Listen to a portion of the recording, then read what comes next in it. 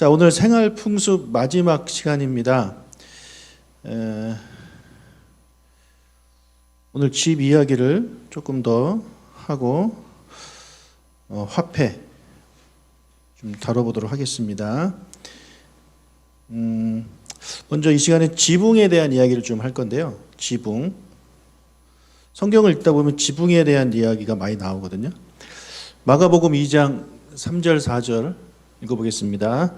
사람들이 한 중풍병자를 네 사람에게 메워 가지고 예수께로 올세 무리들 때문에 예수께 데려갈 수 없으므로 그 계신 곳에 지붕을 뜯어 구멍을 내고 중풍병자가 누운 상을 달아 내리니. 자, 이거 많이 아시는 내용인데 이 지붕을 뚫었다라는 표현이 있습니다.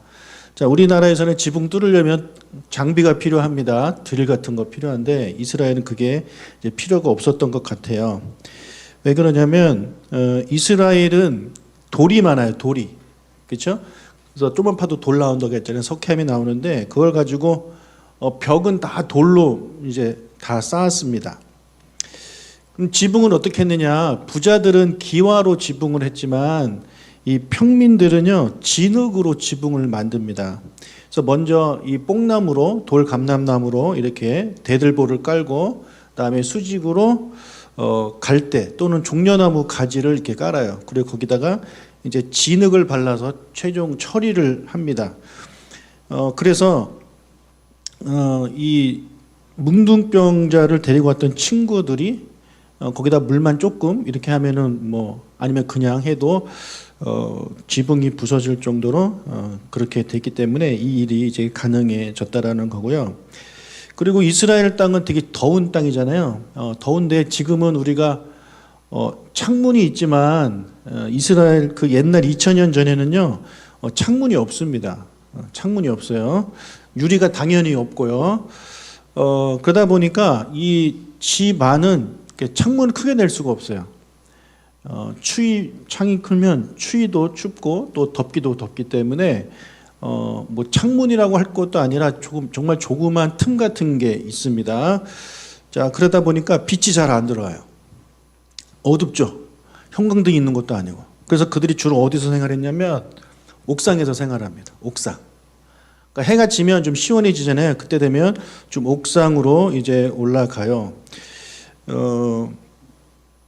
그래서 성경 읽다 보면 옥상에서 많은 일들을 이제 하게 되는데 신명기 22장 8절을 보겠습니다. 너가 새 집을 지을 때에 지붕에 난간을 만들어 사람이 떨어지지 않게 하라.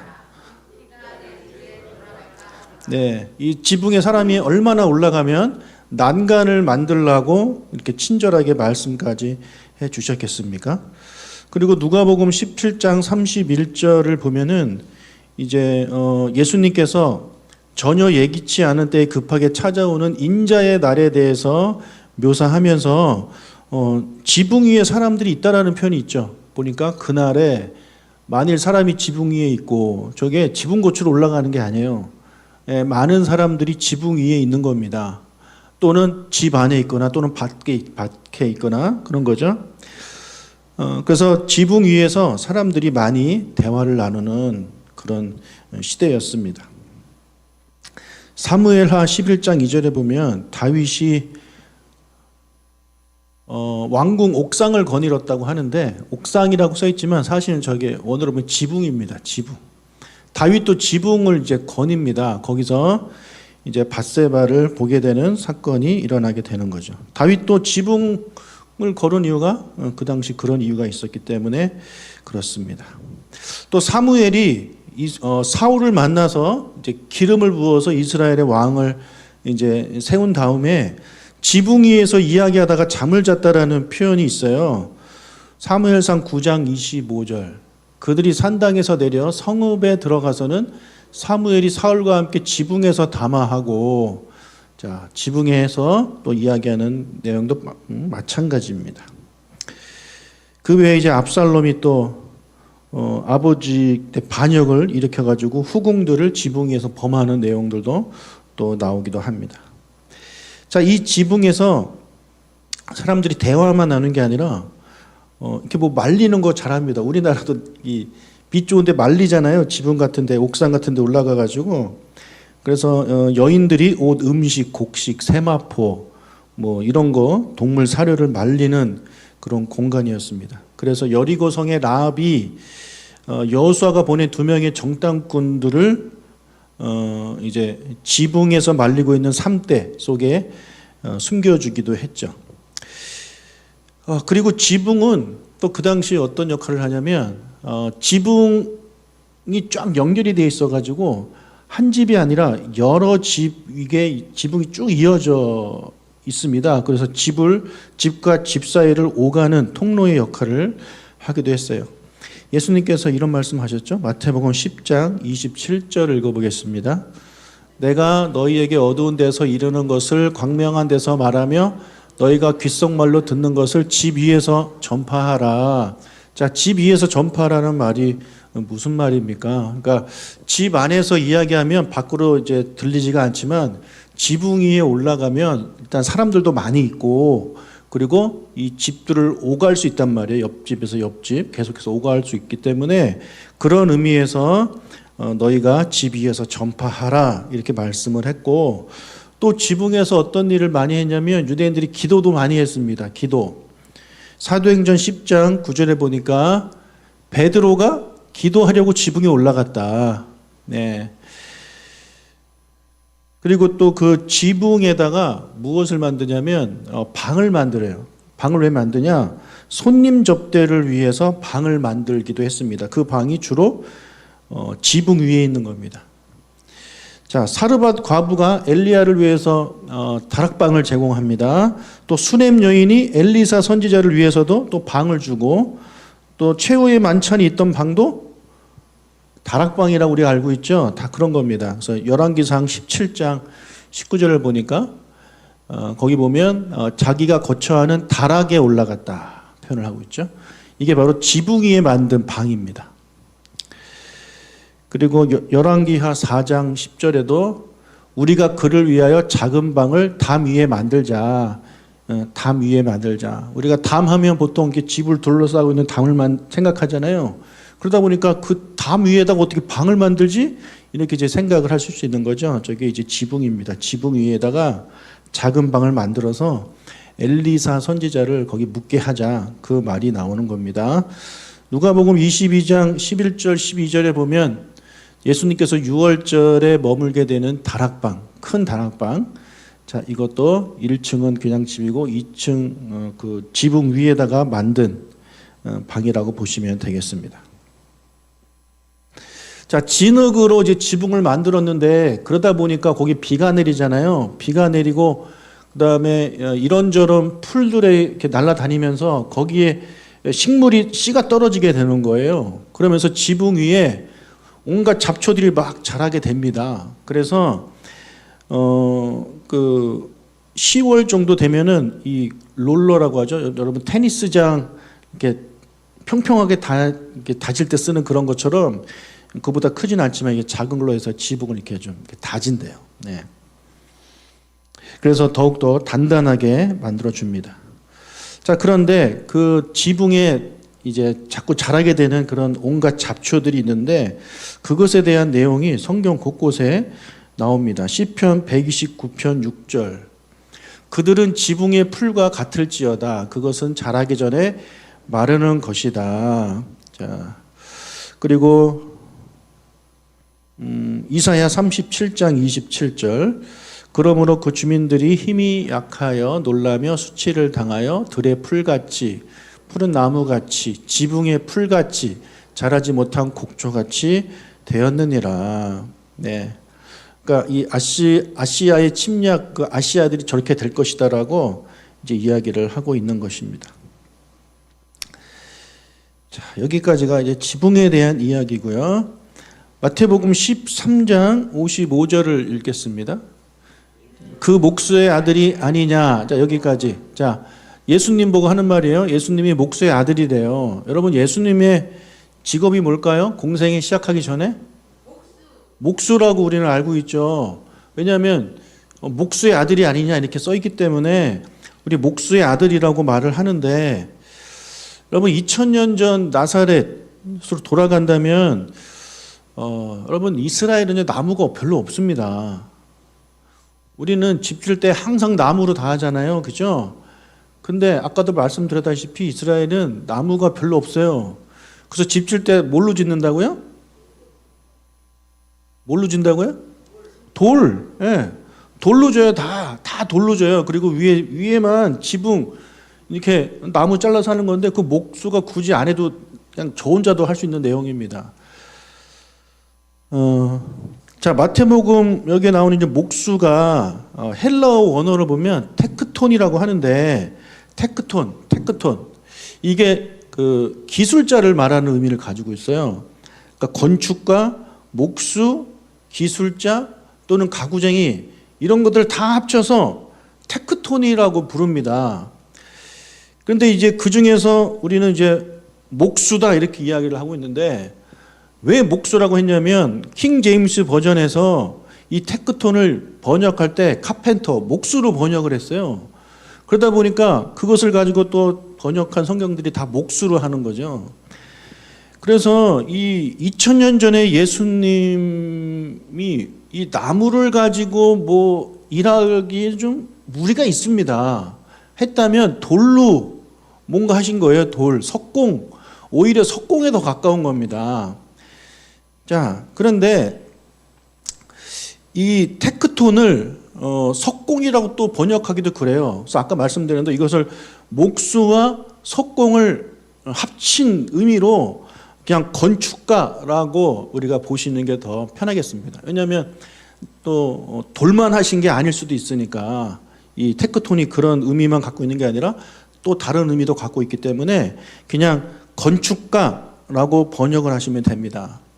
그리고 당시에 여러분 돌이 많고 나무가 귀하기 때문에 나무로 쓰는 거는 부자들이 쓰겠죠, 그죠? 예.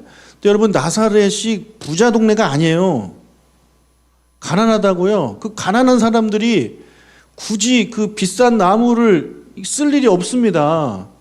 그래서 더더욱 이 나무만 하는 목수는 아니었다라고 보는 게 더 정확하고요. 그냥 건축가다라고 보시면 되겠습니다.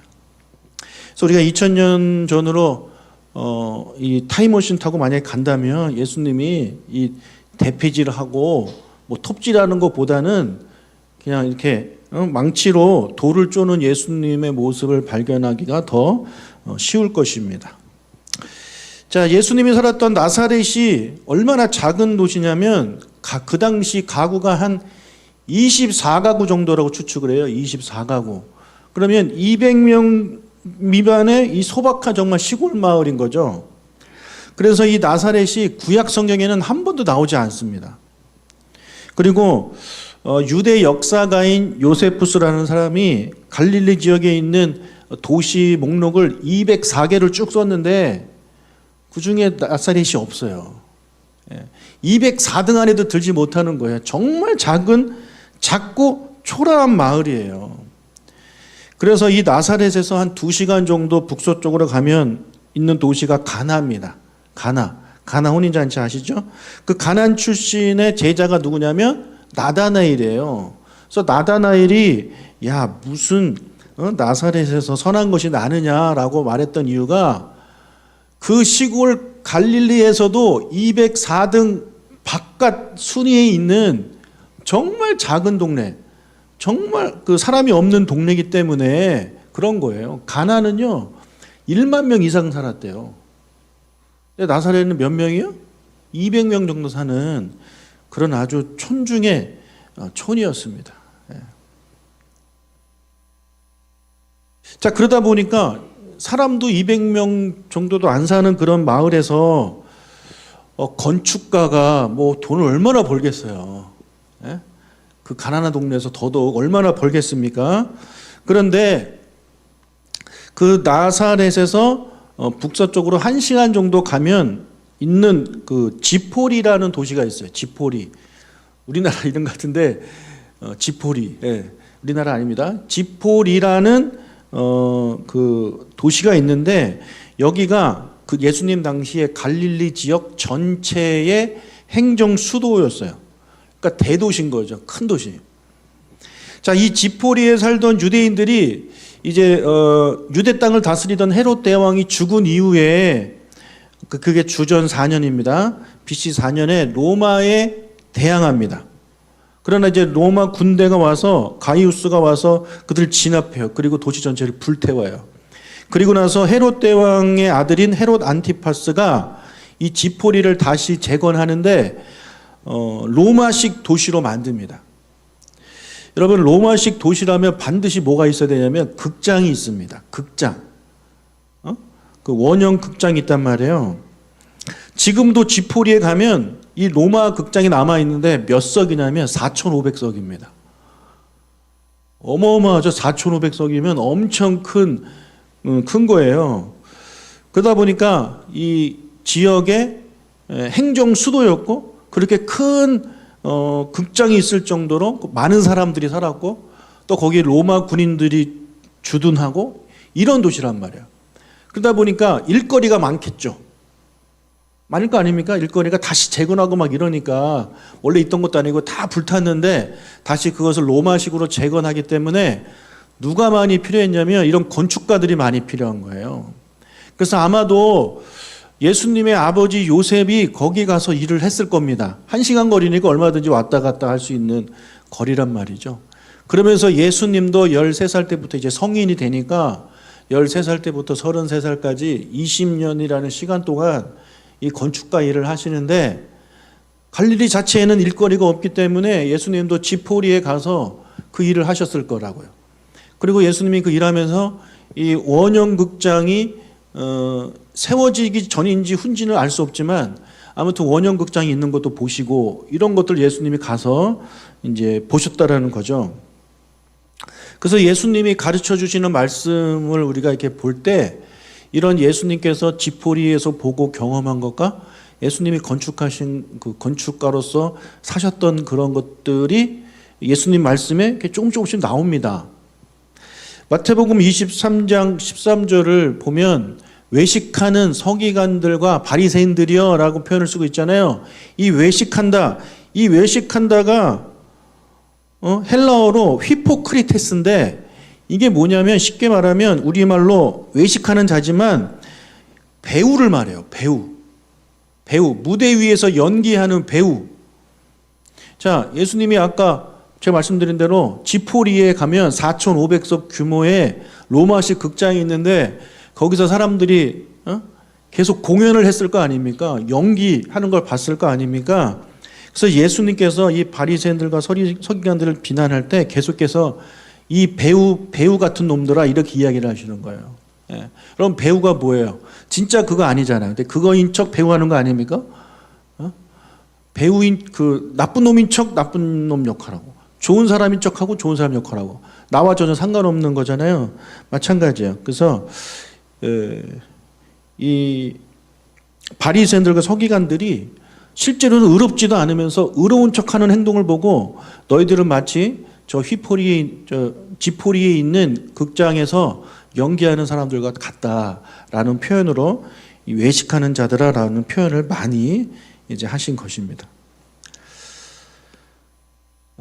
그리고 자막에는 없지만 마태복음 11장 30절에는 예수님께서 이런 말씀하셨어요. 나의 멍에를 메고 내게 배우라. 내 멍에는 쉽고 가볍다 라는 표현을 하셨는데, 이것도 우리가 이렇게 해석을 할 수 있어요. 뭐냐면 아까 말씀드린 대로 이 지포리가 이 로마인에 의해서 완전히 정복되고 없어진 다음에, 불탄 다음에 다시 짓잖아요. 그래서 그 도시에 정말 많은 로마인들이 오고 로마 군인들이 주둔하고 로마 행정가들이 왔단 말이에요.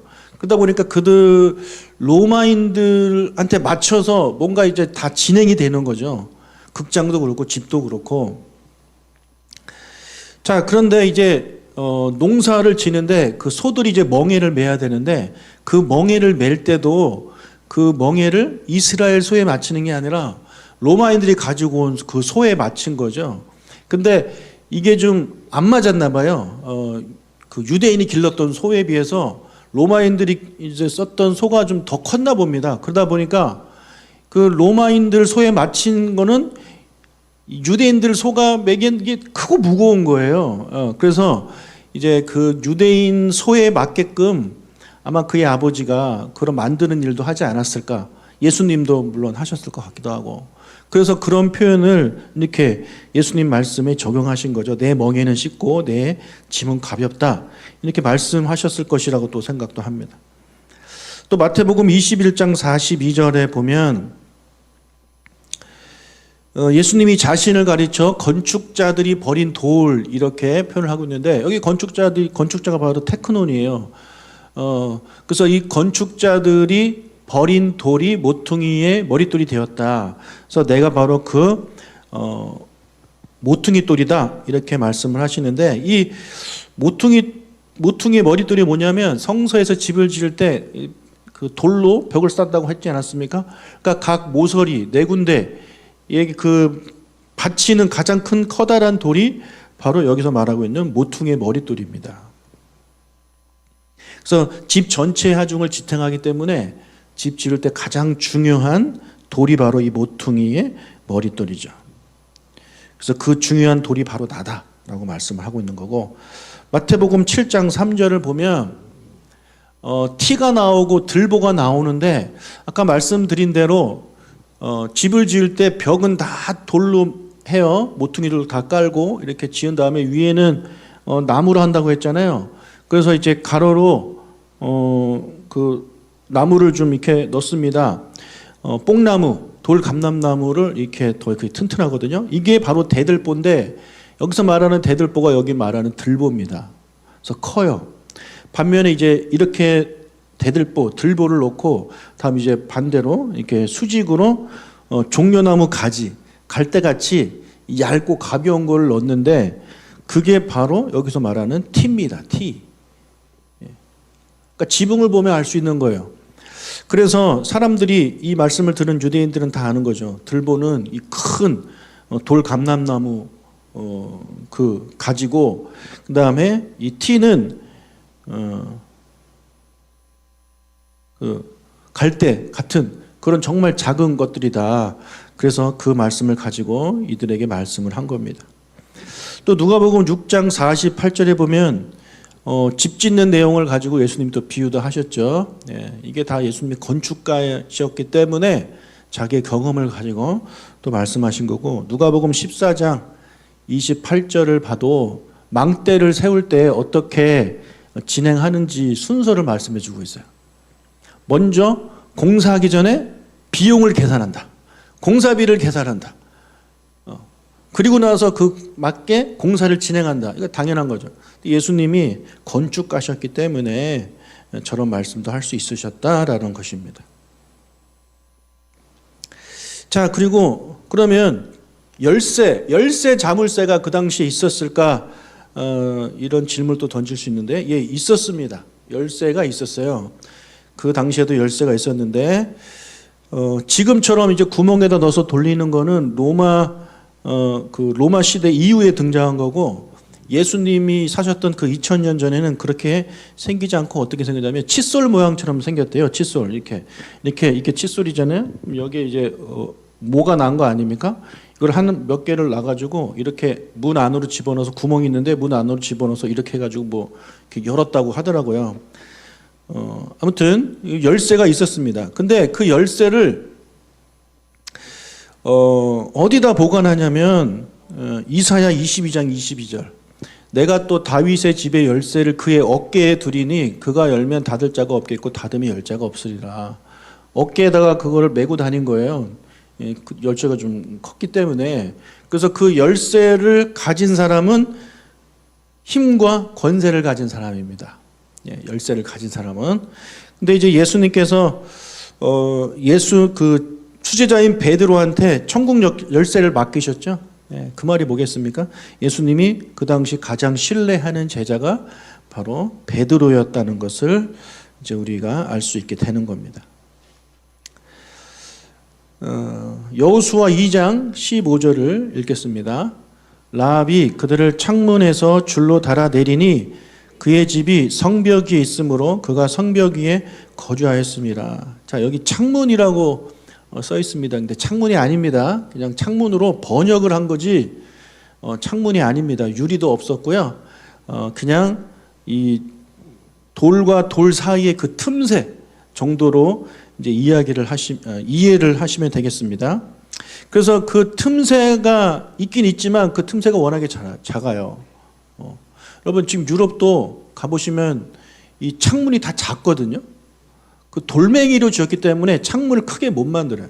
근데 우리나라는 창문이 큰 이유가 뭐냐? 나무로 만들었기 때문에 창문이 커요. 그래서 창문 쫙 열면 햇빛도 잘 들어오고 그렇잖아요. 지금이야 뭐 유리가 있기 때문에 뭐 얼마든지 창문 크게 만들 수 있지만 그 옛날에는 돌로 만드느냐 아니면 나무로 만드느냐에 따라서 창문이 크고 작고 하단 말이에요. 근데 이 당시는 더더욱 그런 기술이 없던 시대라서 더 돌로 만들었고 그러니까 창문이 거의 없다고 보시면 돼요. 그래서 어두웠습니다.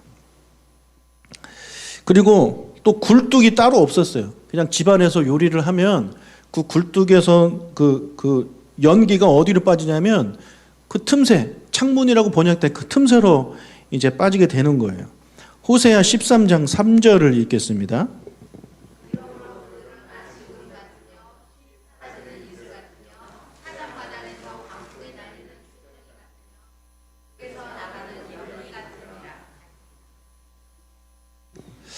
자, 번역을 또 굴뚝이라고 해놨기 때문에 우리 진짜 집에 있는 굴뚝 이런 거 생각하시면 안 됩니다. 그냥 그 틈새라고 보시면 되겠습니다. 자, 이제 우리 화폐로 넘어가겠습니다. 화폐.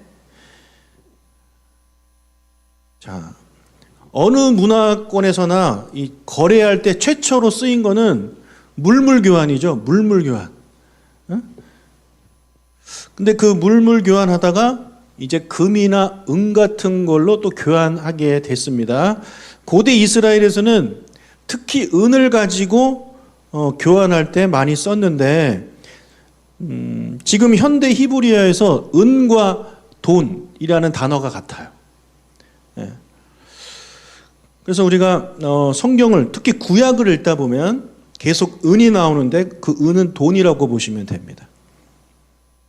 스바냐 1장 11절.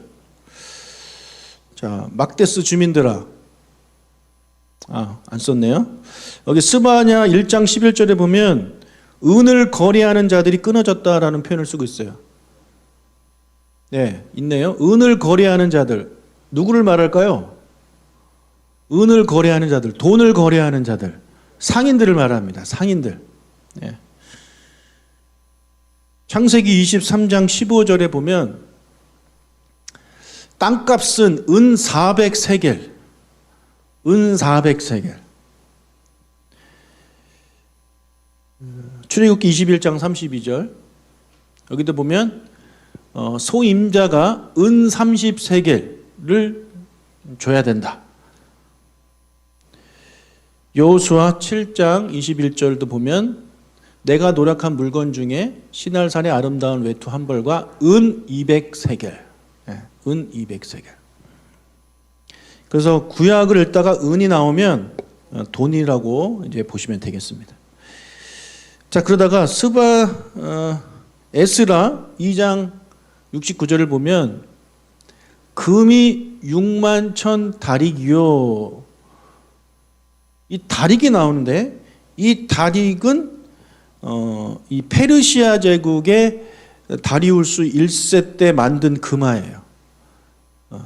저 다릭은 금화예요. 금화. 금 8.4kg가 들어갔대요. 엄청 크죠? 예. 자, 이제 신약으로 넘어갑니다. 신약으로 넘어가면 화폐가 되게 복잡해요. 그 복잡한 이유가 있어요. 왜냐하면 원래 이스라엘 화폐가 있을 것이고 그 다음에 그 로마 제국 이전부터 쓰던 헬라 화폐가 있습니다. 그리스 화폐. 그리고 로마가 이스라엘을 정복하면서 이 이스라엘이 로마에 편입되면서 또 로마의 화폐, 로마 화폐가 또 들어와요. 그러니까 이스라엘 화폐, 헬라 화폐, 로마 화폐 이게 다 들어가기 때문에 신약을 읽다 보면 동전이 많이 나오는데 헷갈립니다. 자, 먼저 제일 싼 거부터 보면 구리 동전이 제일 싸죠. 구리 동전. 네, 우리나라도 10원짜리가 구리 아닙니까? 자, 구리 동전이 가장 싼 건데, 자, 로마의 구리 동전이 뭐냐면 아사리온이에요. 아사리온. 성경 좀 읽어보신 분들은 본 것 같다 하실 거예요. 아사리온 그리고 고드란트. 자, 이거 외울 생각하지 마십시오. 이게 동전이구나만 아셔도 돼요. 아까 우리 다릭을 읽었는데 다릭이 뭔지 몰랐는데 이제는 다릭 읽으면 다릭은 그 말을 말하는구나 이렇게 생각하시면 돼요. 이게 얼마고 이것까지 머리가 되시는 분들은 해줘도 되는데 그게 안 되면 그냥 이게 돈이구나 정도만 생각하셔도 돼요. 예? 자, 이 4고드란트가 1아사리온이에요. 그럼 이 1아사리온은 이제 얼마냐면 당시에 하루치 품삯이 1데나리온인데 16아사리온이 1데나리온이에요. 예. 몰라도 됩니다. 예. 그러니까 이 고드란트가 제일 작고 그 다음에 아사리온이고 그 다음에 데나리온이다 이렇게 보시면 됩니다. 그래서 하루 품삯이 1데나리온을 10만 원으로 본다면 1아사리온은 얼마냐면 6,200원 정도입니다. 그리고 1고드란트는 1,400원 정도로 보시면 돼요. 자, 그리고 두 번째 동전이 뭐냐면 헬라의 동전인데 렙돈입니다. 렙돈. 자, 렙돈은 두 렙돈이 1고드란트예요. 자, 우리 이 렙돈은 좀 많이 들어보셨죠? 과부가 성전에 가서 여인의 뜰에서 헌금하잖아요. 예, 그때 두 렙돈을 넣죠. 예, 두 렙돈. 두 렙돈이 1고드란트예요. 1고드란트는 아까 얼마나 했습니까 제가? 1,400원 정도. 1,400원 정도 넣는 정말 적은 금액임을 알 수 있죠. 그리고 성경 시대의 그 문둥병자가 정결례에 쓰는 그 참새 2마리가 얼마에 팔렸냐면 1아사리온. 1아사리온. 아까 1아사리온이 6천 얼마라고 했습니다. 그 정도에 이제 팔린 겁니다. 참새 2마리가.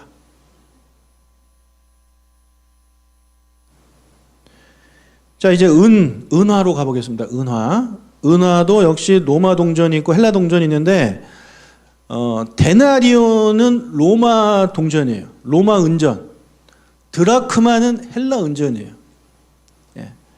데나리온 드라크마. 예. 여러분 데나리온과 드라크마는 조금 다르지만 그냥 하루 품삯이라고 보시면 됩니다.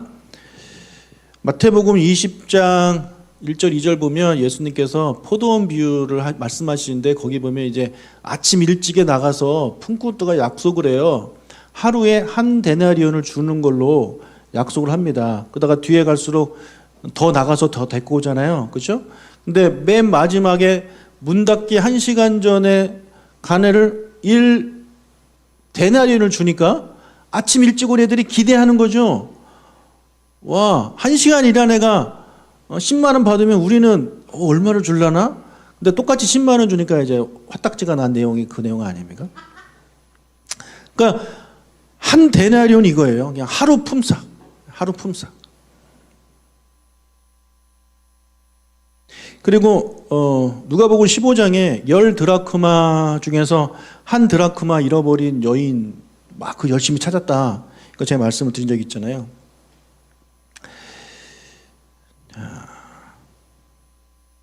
그러니까 이 여인이 얼마 정도 잃어버린 거예요? 우리나라 돈으로 10만 원 정도 잃어버린 겁니다.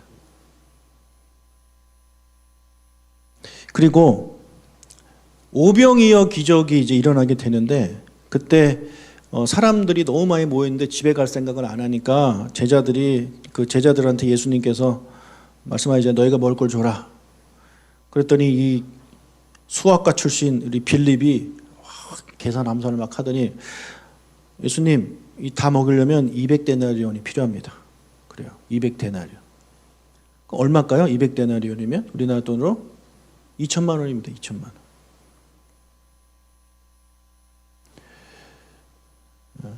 그리고 선한 사마리아인의 비유를 보면 누가복음 10장 35절에 이 사마리아인이 이 사람을 주막에 데려다 줍니다.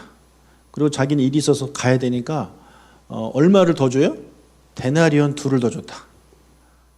그러니까 이틀 일당을 더 주는 거예요. 20만 원 정도 주면서 좀 돌봐줘라. 그리고 내가 돌아올 때 더 들면 더 갚겠다. 이렇게 말을 한 것입니다. 자, 그래서 데나리온은 헬라 돈입니까? 로마 돈입니까? 로마 돈입니다. 예. 요거까지만 알아줘도 좋겠다 싶습니다. 예. 데나리온, 로마 돈, 드라크마, 헬라 돈. 예. 그러면 이스라엘 돈은 없느냐? 이스라엘 돈은요, 세겔이라는 돈이 있어요. 지금도 이스라엘 돈이 세겔이에요. 1세겔이 얼마냐면 4데나리온. 자, 1데나리온이 얼마라고요? 아니, 1데나리온이 10만 원 정도, 하루 일당이니까 10만 원이라 치고, 그럼 1세겔은 한 40만 원 정도 되는 겁니다. 성전세 얼마 내는지 아세요? 반세겔. 네. 반세겔이면 얼마입니까? 20만 원. 네. 근데 예수님하고 베드로가 성전세를 못 냈어요. 그래서 니들 성전세 왜 안 내냐 해가지고 성전세 내라. 한 세겔을 내라 그랬잖아요. 그럼 어떻게 해결했습니까? 네, 물고기 잡아가지고 물고기 입안에 딱 꺼내니까 1세겔이 딱 나오는 거죠. 그래서 반반 해가지고 예수님 거, 베드로 거 이제 낸 겁니다. 지금 1세겔, 지금 이스라엘의 1세겔이 얼마냐면 한국 돈으로 360원. 그러니까 옛날에 엄청 비쌌네요. 이때는 한국에서 이스라엘 여행 못 갔겠네요. 그죠? 너무 비싸서. 자,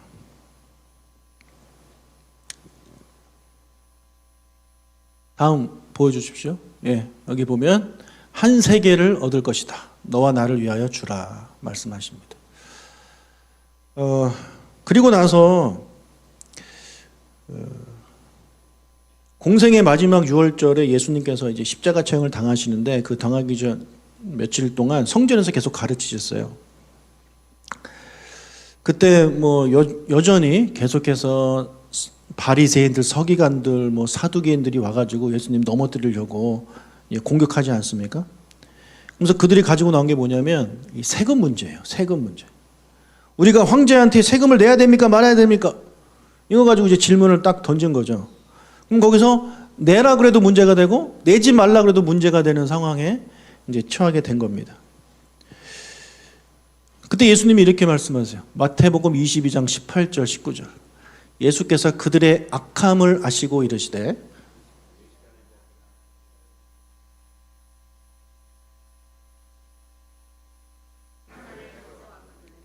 자, 세금 낼 돈을 내게 보여라 그랬더니 뭘 보여줬어요? 데나리온 하나. 데나리온은 로마 돈, 헬라 돈. 로마 돈. 가이사는 로마 사람, 헬라 사람. 로마 사람. 로마 황제를 가이사라고 하는 거예요. 그러니까 데나리온을 보여준 거예요. 드라크마를 보여준 게 아니고 세계를 보여준 게 아니라 로마 황제한테 바칠 돈이기 때문에 로마 돈인 데나리온을 보여준 겁니다.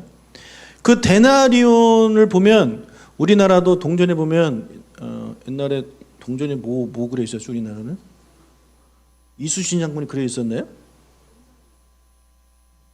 하도 오래돼가지고 100원짜리가 이순신 장군 얼굴 들어있죠. 그처럼 이 1데나리온에는 그때 당시 로마 황제인 티베리우스의 얼굴이 그려져 있는 거예요.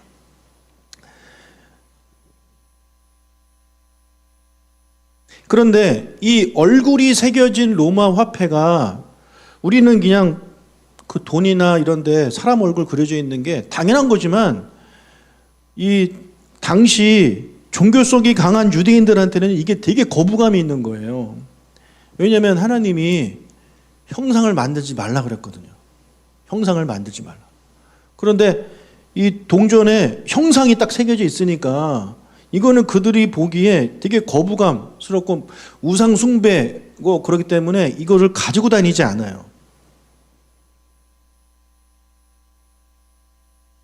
그래서 예수님 태어나고 주후 6년에 이 열심당의 주도 아래 로마 화폐 사용에 저항하는 폭동이 일어날 정도로 거부감이 심했습니다. 자, 그때 예수님께서 말씀하는 거예요. 세금 낼 돈을 내게 보여라. 그래서 이 사람들이 이거에 대한 거부감이 있기 때문에 종교성이 강한 유대인들은 안 가지고 다닙니다. 그 돈은 안 가지고 다닙니다. 그런데 지금 이 바리새인들한테 예수님이 그 세금 낼 돈을 보여줘라 그랬더니 주머니에서 데나리온을 딱 꺼낸 거죠. 꺼내는 순간 아차 했을 겁니다. 아이고, 큰일 났네. 왜냐하면 종교성이 강한 유대인들은 그거 안 갖고 다닌다니까요. 그러니까 그거를 꺼내는 순간 바리새인들은 와, 쟤네들은 로마의 그런 동전을 가지고 다니는, 로마 황제가 새겨진 동전을 가지고 다니는 그런 집단이 되어버리는 거예요. 그러니까 예수님을 곤란하게 만들려고 질문을 했는데 오히려 예수님이 보여줘라 했더니 그거를 꺼내는 바람에 어떻게 하면 예수님 넘어뜨릴까, 그거만 생각하다 보니까 이 돈을 꺼낼 때 일어나게 되는 문제점에 대해 생각하지 못하고 그냥 꺼낸 거죠. 그래서 오히려 큰 문제가 그들한테 이제 발생하게 된 겁니다. 다른 사람들이, 특히 사두개인들이 그들을 어떻게 보겠어요? 여러분, 바리새인하고 사두개인은요 서로 원수입니다. 예. 서로 흠잡으려고 그런 사람들이란 말이에요. 그러니 사두개인 입장에서는 바리새인들이 이제는 야, 저것들은 이제 로마한테 붙는 뭐 그렇게 얼마든지 나갈 수 있는 그런 상황이 된 거고, 그 당시 이제 바리새인들이 사두개인들을 뭐라 그랬냐면 쟤네들은 친로마 정권이다 이러면서 막 그랬는데 정작 자기들이 그 로마 동전 가지고 다니고 있는 거죠. 예. 그러니까 완전 배우, 예. 외식하는 자의 모습을 다시 한번 보여주고 있는 겁니다. 예수님 뭐라 그러셨어요? 2장, 요한복음 2장, 마태복음 22장 21절. 가이사의 것이니다 이에 이르시되 그런즉 가이사의 것은 가이사에게, 하나님의 것은 하나님께 바치라, 이렇게 말씀합니다. 그래서 이 가이사가 새겨진 돈은 가이사한테 바쳐라. 그리고 하나님의 것은 뭡니까? 세겔이거든요. 예, 세겔, 성전세 이런 것들은 하나님께 바쳐라. 그렇게 대답을 해 주셨습니다. 요한복음 2장에 보면 예수님께서 성전 정화하시는 그런 내용이 나오는데, 여기 보면 돈 바꾸는 사람들이 등장합니다. 돈 바꾸는 사람들의 돈을 쏟으셨다. 이게 뭐냐면 하나님께 바치는 돈은요 다 어떤 동전으로 바칠까요? 세겔로 바칩니다. 세겔. 그런데 사람들이 가지고 있는 돈 중에 세겔만 있는 게 아니라 드라크마, 데나리온 이런 것들을 가지고 있단 말이에요. 아사리온 이런 거, 렙돈. 왜냐하면 당시 유대인들이 전 세계에 흩어져 살았어요. 그러다 보니까 외국에서, 이스라엘 밖에서 온 사람들은 그 세겔을 쓸 일이 없는 거예요. 그러다 보니까 당시에 이제 유통되었던 로마 동전을 가지고 왔는데 그 동전을 안 받아요, 하나님이. 그러니까 환전을 해야 되는 거죠. 그게 지금 돈 바꾸는 사람들이에요. 근데 환전하는 게 뭐가 나쁘냐? 나쁜 게 아니라 이 사람들이 환전을 하면서 수수료를 50% 떼먹습니다. 그러다 보니까 예수님이 그거 가지고 또 화가 나신 거예요. 마태복음 18장 23절, 24절 보면 10,000달란트 빚진 자가 나옵니다. 10,000달란트 빚진 자. 여러분, 이게 말도 안 되는 금액입니다. 말도 안 되는 금액이에요. 1달란트가 얼마냐면 6,000데나리온이에요. 6,000데나리온. 그러면 1만 달란트는 6천만 데나리온이에요. 그러면 6천만 데나리온을 벌려면 6천만 일을 일해야 돼요. 이건 사람이 평생에도 못 버는 돈입니다. 여러분, 헤롯 대왕이 당시에 영화를 제일 누렸는데 그때 세금으로 거둔 게 1년에 200달란트가 안 돼요. 나라 전체에서 거둔 세금이 200달란트가 안 되는데 이 사람은 왕한테 1만 달란트를 빚었어요. 근데 이 사람이 또 다른 사람한테 얼마를 빌려줍니까? 혹시 기억나시나요? 100데나리온을 빌려줍니다. 100데나리온. 자기는 6천만 데나리온을 빌리고 그 다음에 그 중에서 100데나리온을 빌려줬어요. 이게 몇 분의 1이에요? 60만. 네. 60만 분의 1, 60만 분의 1을 이제 빌려준 거죠. 근데 자기는 6천만 데나리온을 용서받았는데 100데나리온을 용서 못 해주니까 이제 이 돈 빌려준 임금이 안 되겠다. 너같이 나쁜 놈은 처음 봤다. 해가지고 다 갚아라. 그렇게 이제 하시는 내용입니다. 이게 뭐예요? 우리가 그동안 하나님께 받은 은혜가 얼마나 많은데 비교할 수 없죠. 1만 달란트보다 더 큰 은혜를 받았는데 우리가 겨우 100데나리온 이것 때문에 그 용서를 못하고 산다라는 거죠. 그거에 대해서 이제 지적하고 혼내고 계시는 겁니다. 자, 이번에는 좀 저울에 대한 이야기를 좀 해보겠습니다. 저울. 재밌는 게 있어요. 여러분 저울하고 이 귀하고 당시 저울은 양팔 저울이에요. 양팔 저울. 양팔 저울인데 이 저울을 히브리어로 모즈나임이라고 하는데 이 귀를 가리키는 것도 모즈나임이에요. 그러니까 그들이 보기에 양팔 저울이 귀가 양팔 저울 좀 생겼다고 생각한 것 같아요. 근데 이제 묵물 교환으로 상거래가 이루어졌던 시대였기 때문에 이 저울이 아주 중요했습니다. 공정한 저울이 아주 중요했어요. 그래서 공정한 저울이 이제 지켜지는 나라는 공의와 정직이 지켜지는 그런 나라. 그래서 하나님께서 모세에게 율법을 주셨을 때 레위기와 신명기에서 공정한 저울을 사용해라 라고 끊임없이 말씀을 해주셨습니다. 신명기 25장 13절 15절을 읽어보겠습니다. 너는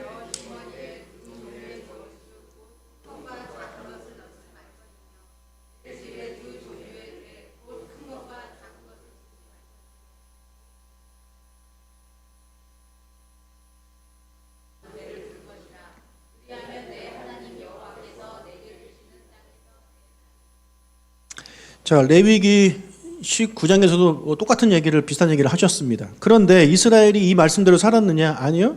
그들이 주머니를 이렇게 주머니에다가 이제 허리에다 주머니를 달고 다녔는데 그 주머니 안에는요 무거운 추와 가벼운 추 똑같이 생겼는데 무거운 추와 가벼운 추를 이제 넣고 장사를 하는 거죠. 그래서 내가 유리할 때 바꿔가면서 쓰는 겁니다. 신명기 25장 13절 너는 내 주머니에 두 종류의 저울추 곧 큰 것과 작은 것을 넣지 말라. 이거 하지 말라고 이미 얘기하셨어요. 근데 미가서 6장 11절 한참 뒤죠. 미가서면은 한참 뒤입니다. 내가 만일 부정한 저울을 썼거나 주머니에 거짓 저울추를 두었으면 깨끗하겠느냐. 호세아 12장 7절 그는 상인이라 손에 거짓 저울을 가지고 속이기를 좋아하는도다. 자, 아모스 8장 5절 너희가 이르기를 월삭이 언제 지나서 우리가 곡식을 팔며 안식일이 언제 지나서 우리가 밀을 내게 할꼬 에바를 작게 하고 세계를 크게 하여 거짓 저울로 속이며. 그러니까 초기에 가나안 출애굽 당시 하나님 그렇게 하지 말라고 말씀했음에도 불구하고 왕정 시대를 지나가면서 저 이스라엘 망하기 그 전에는 계속해서 저런 불의를 저지르는 나라가 됐습니다. 그것을 저런 저울을 속이는 거 가지고 말씀을 하신 거죠. 자, 그럼 저울 가지고 우리가 무게를 재는데 우리 무게 좀 보겠습니다. 무게. 이것도요. 뭐 정확하게 얼마 몇 그램 이런 거 생각하시보다도 저게 무게였구나라고만 보시면 돼요. 출애굽기 30장 13절 보면 한 세겔은 20게라라. 한 세겔은 20게라라. 이게 게라가 돈이 아니고 무게입니다. 20게라. 1게라가 0.5g. 그 다음에 출애굽기 38장 26절. 여기 보면 은 한 배가가 나오는데 은 한 배가 이것도 무게입니다. 무게. 이게 반세겔인데 5.7g. 그러니까 게라보다 더 큰 거죠. 그 다음에 세겔. 출애굽기 38장 24절. 세겔이 나오는데 세겔은 이스라엘의 화폐 단위기도 하면서 무게를 나타내는 데도 쓰였어요. 세겔이 11.4g. 게라, 배가, 세겔 이렇게 나가는 겁니다. 그 다음 세겔보다 더 무거운 게 문화. 누가복음 19장 13절. 그중 열을 불러 은하 열 문화를 주며. 예, 저 문화가 무게입니다. 예, 무게. 3달란트, 2달란트, 1달란트 줬을 때 그것도 여러분 무게입니다. 무게. 무게입니다. 예, 무게. 뒤에 나옵니다. 그래서 1문화가 50세겔로 약 500g 정도 나가요. 그 다음에 이제 달란트인데, 달란트가 60문화인데 키로로 따지자면 약 30kg 정도. 조금 더 정확하게 하자면 34kg 정도 이렇게 말들을 하는데, 아무튼 30에서 34 정도. 그게 1달란트예요. 1달란트. 열왕기상 10장 14절에 보면 솔로몬의 세금의 무게가 금 666달란트래요. 666 곱하기 30kg만 해도 이게 얼마입니까? 예. 솔로몬이 엄청 이제 벌어들이고 있는 거죠. 예.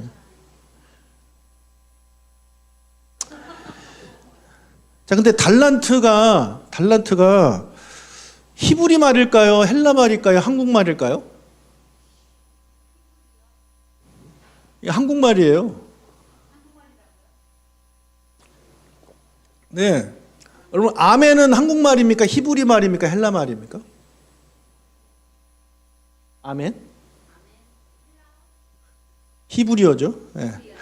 왜 이쪽은 대답을 한 번도 안 해요? 지금 50분 동안 수업하는데 여기는 한 번도 대답을 안 해. 틀려도 돼요. 네? 틀려도 된다고 이 얘기를 해야 내가 틀려야 또 나중에 더 생각하고 그런 거예요. 네. 자, 할렐루야는 그러면은 히브리 말입니까? 헬라 말입니까? 한국 말입니까? 히브리요? 히브리어죠. 네, 히브리어예요. 근데 왜 달란트가 한국말이라고 말을 하냐면, 달란트를 히브리어 성경을 보면 이게 키카르라고 나와요. 키카르랑 달란트랑 너무 다르잖아요. 그죠? 키카르. 근데 이게 무슨 뜻이냐면 원형을 가리켜요. 원형. 그래서 둥그런 원 덩어리 모양에서 나와서 키카르라고 부르는데, 이 키카르를 헬라어 성경이 탈란톤으로 번역합니다. 탈란톤. 근데 탈란톤은 저울이에요. 저울. 이게 이제 라틴어 탈렌툼으로 바뀌고, 또 이 라틴어 성경을 영어로 번역하잖아요. 그 영어로 탤런트가 나온 겁니다. 탤런트.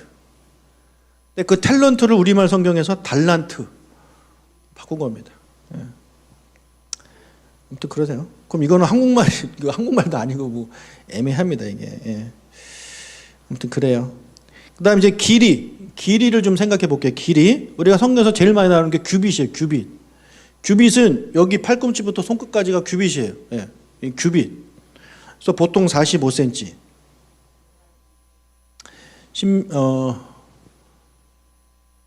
네.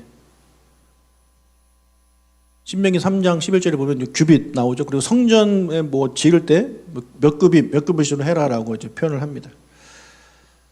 자, 그런데 에스겔 43장 13절을 보면 한 자는 팔꿈치에서부터 손가락까지 이르고, 이게 뭐라고요? 규빗에다가 한 손바닥 넓이를 더해라. 여기서 말하는 한 손바닥 너비가 손가락 4개의 길이에요.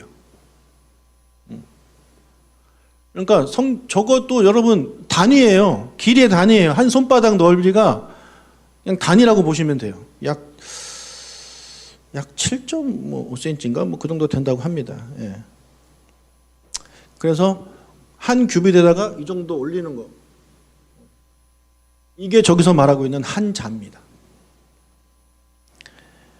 뼘도 이 성경에 나오는 단위예요. 길이의 단위, 한 뼘.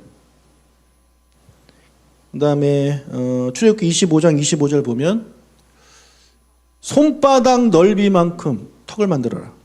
이 손바닥 넓이가 아까 말씀드린 대로 이 손가락 4개 정도 합친 거 7.5cm 정도입니다.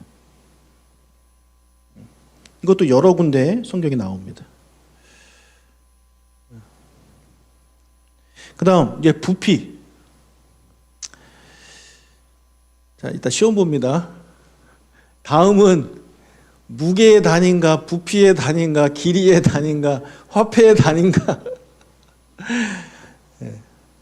그러니까 제가 말씀드렸죠. 이게 뭐 몇 그램 뭐 이런 걸까지는 제 기대는 안 하는데 읽으면서 이게 무게인지 이게 길인지 이 정도는 우리가 구별을 하면서 읽어야 돼요. 자, 먼저 고체 부피를 잴 때 호멜이 있어요. 호멜은 가장 큰 단위인데 220리터 정도 됩니다. 호멜은 이 당나귀를 가리키는 하모르에서 나왔어요. 당나귀. 그래서 무슨 뜻이냐면 당나귀 한 마리가 지고 갈 수 있는 짐의 양. 한 호멜은 당나귀 한 마리가 지고 갈 수 있는 짐의 양. 레위기 27장 16절에 보니까 볼이 한 호멜 지기에는 은 50세겔로 계산해라. 볼이 한 호멜 지기에는 이게 어디서 나오는 호멜이 바로 말씀드린 대로 무게입니다. 부피 220리터 정도 되는 거고. 그 다음에 에바. 이사야 5장 10절에 보면 한 호멜의 종자를 뿌려도 간신히 한 에바가 나리라. 여러분, 한 에바가 1호멜이 10에바예요. 아까 한 호멜이 1호멜이 220리터라고 그랬죠. 그러면 1에바는 몇 리터일까요? 10분의 1이에요. 22리터예요. 22리터. 자, 잘 생각해 보세요. 그러니까 일반적으로 곡식에 이 씨앗을 뿌리면, 이를 뿌리면 수확량은 열로 봅니다. 이를 뿌리면 열로 봐요. 이게 일반적인 거예요. 근데 보세요. 이사야는 뭐라고 말해요? 이스라엘에 재앙이 내려서 한 호멜을 뿌려도 한 에바가 난다. 원래라면 한 호멜을 뿌리면 몇 호멜이 나와야 됩니까? 10호멜이 나와야 돼요. 10호멜은 몇 에바? 곱하기 10하면 100에바. 100에바. 자, 제가 그랬잖아요. 1호멜은 10에바다. 1호멜은 10에바다. 10배라고요. 그래서 한 호멜을 뿌리면 보통 1대 10이 나기 때문에 10호멜이 나야 돼요. 10호멜은 곱하기 10하면 100에바가 나와야 돼요. 그런데 간신히 한 에바가 나온대요. 100분의 1밖에 안 나오는 거예요. 오히려 내가 뿌린 거보다 더 적게 나오는 거예요. 뿌린 거에 10분의 1만 수확을 하게 된다라는 내용이에요. 어처구니가 없죠. 예. 이게 하나님이 말씀하신 혹독한 심판을 비유하는 거예요. 내가 이를 뿌려도 걷는 건 10분의 1밖에 안 될 것이다. 너희들이 아무리 고생해도 10분의 1밖에 못 얻을 것이다. 그 말씀을 하는 겁니다. 예. 그 다음 스아라고 있어요. 스아. 창세기 18장 6절. 아브라함이 급히 장막으로 가서 사라에게 이르되 속히 고운 가루 새 스아를 가져다가 반죽하여 떡을 만들라. 스아. 이 스아도 리터입니다. 3분의 1 에바인데 약 7.3리터. 네. 목사님 그만하면 안 됩니까? 네. 자, 그 다음 오멜 죽겠네. 오멜은 에바의 10분의 1이에요. 에바의 10분의 1. 그러면 몇 리터일까요? 2.2리터. 2.2리터. 자, 잠시 정리. 호멜이 220. 그 다음에 에바가 22. 오멜이 2.2. 그러니까 호멜과 오멜 이 차이인데 100분의 1 차이예요. 예? 호멜이 제일 큰 거예요. 출애굽기 16장 16절. 여기도 보면 만나 얘긴데 한 사람의 한 오멜씩 거둬라. 한 사람의 한 오멜씩 거둬라. 2.2리터 거두라는 겁니다. 그 다음에 이제 액체. 부피는 또, 부피는 액체도 있잖아요. 고르는 호멜과 똑같이 220리터입니다. 에스겔 45장 14절. 기름은 정한 규례대로 한 고르에서 10분의 1 밭을 드릴지니 기름의 밭으로 말하면 한 고르는 10밭 곧 한 호멜이며 10밭은 한 호멜이라. 도대체 무슨 말인지 모르겠죠. 어렵습니다. 어려워요. 아무튼 고르는 부피를 말하는 거다. 액체의 부피를 말하는 거다. 220리터다 라고 이해하시면 되고, 그 다음 이제 밭은 에바와 같이 10분의 1이에요. 22리터. 자, 창세기 24장 15절. 말을 마치기도 전에 리브가가 물동이를 어깨에 메고 나오니, 자, 여기까지. 리브가가 물동이를 어깨에 메고 나와요. 이게 1밭이에요. 무슨 말이냐? 밭은 딸을 의미하는 히브리어 바트에서 나왔어요.